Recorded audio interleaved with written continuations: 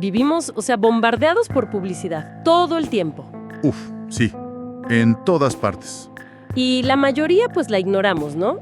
Alguna nos hace reír, pero de vez en cuando aparece una campaña que cruza una línea. Una línea que a veces ni siquiera sabíamos que existía hasta que la vemos hecha pedazos.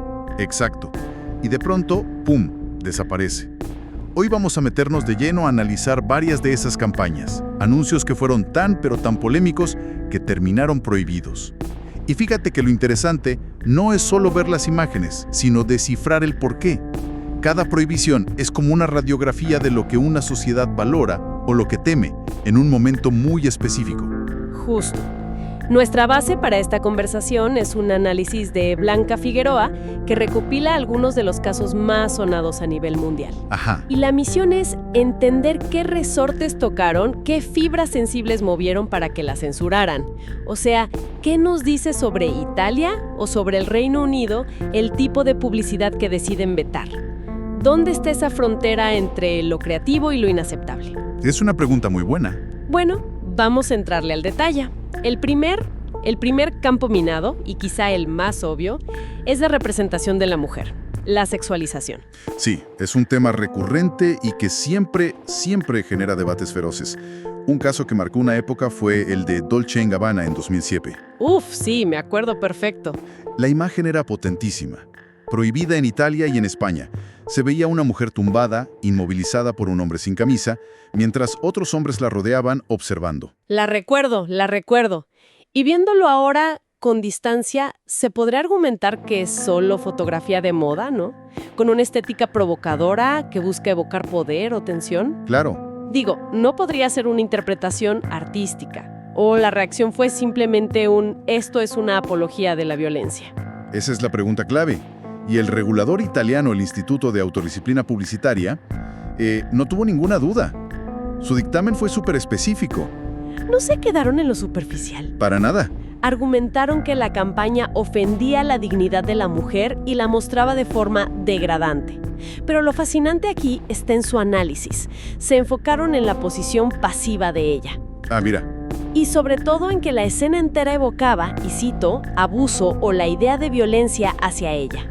O sea, no juzgaron la intención del fotógrafo, sino el mensaje implícito que llegaba a la sociedad.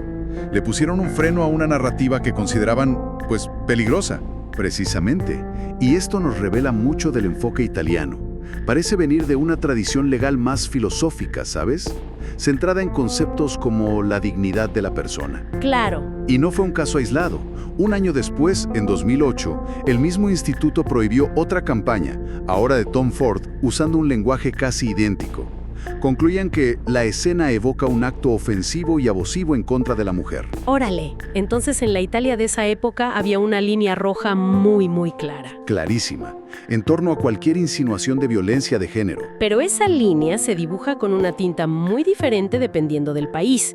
Porque unos años más tarde, en 2015, tenemos otro anuncio de Tom Ford, esta vez en el Reino Unido. Ajá. Para el perfume Orquídea Negra, con la modelo Cara Delevingne desnuda. También hubo quejas, pero la respuesta del regulador británico, la ASA, fue radicalmente distinta. Totalmente distinta. Y aquí vemos la otra cara de la moneda. La ASA no prohibió el anuncio por completo. ¿Ah, no? ¿Qué hicieron? Su decisión fue mucho más pragmática. Dijeron, ok, entendemos que la imagen puede ser controvertida, así que no puede aparecer a menos de 100 metros de ninguna escuela. Espera, ¿cómo? Eso es fascinante. O sea, para los italianos el problema era un concepto moral, la dignidad. Exacto. La imagen era inherentemente ofensiva. Y para los británicos era un problema logístico. Como si dijeran, la imagen no es mala en sí misma, simplemente no es para todos quien la va a ver. Justo. El enfoque de la ASA es mucho más empírico y contextual. No se preguntan si el anuncio es bueno o malo, en abstracto, sino si es apropiado para el lugar y la audiencia. Una censura quirúrgica, no una prohibición total. Exactamente. Dos formas completamente distintas de entender el rol de un regulador. Vale. Si las reglas para adultos son tan flexibles, uno pensaría que con los menores de edad la cosa estaría más clara. Proteger a los niños debería ser una línea roja universal, ¿o no? Debería serlo, Pero incluso aquí, las razones para trazar esa línea pueden ser muy diferentes. Y para ilustrarlo, hay dos casos británicos del mismo año, 2011, ambos manejados por la misma ASA, que son increíblemente reveladores. A ver. El primero es de Miu Miu con una jovencísima Hailee Steinfeld. La imagen la mostraba sentada en las vías de un tren. Sí, una imagen muy estilizada, muy de revista de moda, pero, claro, sentada en las vías de un tren. Y la ASA la prohibió de inmediato. Su razonamiento fue directo, enfocado en la seguridad física. Ok. Consideraron que era irresponsable mostrar a una menor en un contexto peligroso, porque normalizaba una conducta de riesgo evidente. Aquí la preocupación es tangible. No queremos que nadie imite esto. Tiene todo el sentido del mundo. Pero entonces, ese mismo año, la misma ASA se topa con otra campaña, Oh Lola, de Marc Jacobs con Dakota Fanning, también menor de edad. Ajá. La foto la mostraba sentada en el suelo, con un vestido corto y la botella del perfume colocada, digamos, estratégicamente entre sus piernas. ¿La prohibieron también? Sí, pero el motivo fue otro, y aquí es donde la cosa se complica. La prohibición no tuvo nada que ver con un peligro físico. Entonces, El dictamen de la ASA fue que la imagen sexualizaba a los niños.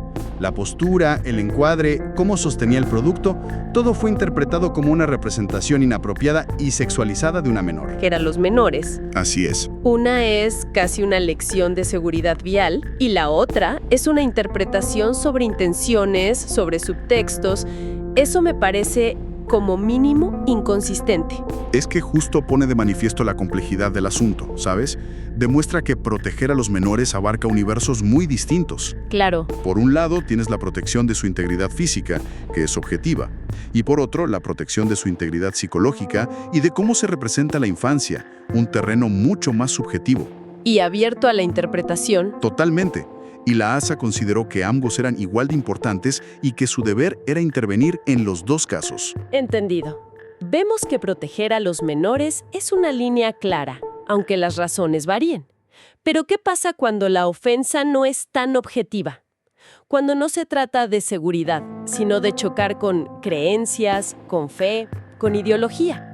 Ahí es donde marcas como Benetton decidieron jugar con fuego. Sí, ellos eran expertos en eso. Benetton es un caso de estudio en sí mismo. Durante décadas, su estrategia fue el shockvertising, ¿no? Usar imágenes polémicas para generar conversación. En 2011 lanzaron la campaña Unhate. La de los besos. Esa misma. Eran fotomontajes de líderes mundiales antagónicos besándose en la boca. La idea, según ellos, era un llamado a la reconciliación. Que sobre el papel suena un mensaje positivo. Pero claro, una cosa es la teoría y otra es ver un cartel gigante del Papa Benedicto XVI besando a Ahmed Mohamed, un imán egipcio muy prominente. Ahí estás pisando todos los callos posibles al mismo tiempo. Y esa imagen fue la que detonó todo. Me imagino. El Vaticano la calificó de provocación inaceptable, y la presión fue tan grande que Benetton tuvo que retirarla. Aquí la discusión es si era un mensaje de paz genuino o solo la evolución de su estrategia de shock para vender ropa. Claro, usar figuras reales de ese peso. Cruzas una línea muy delgada entre el comentario social y lo que millones consideran una ofensa directa a sus creencias. El riesgo de que el medio opaque el mensaje es altísimo. Y el resultado es el contrario.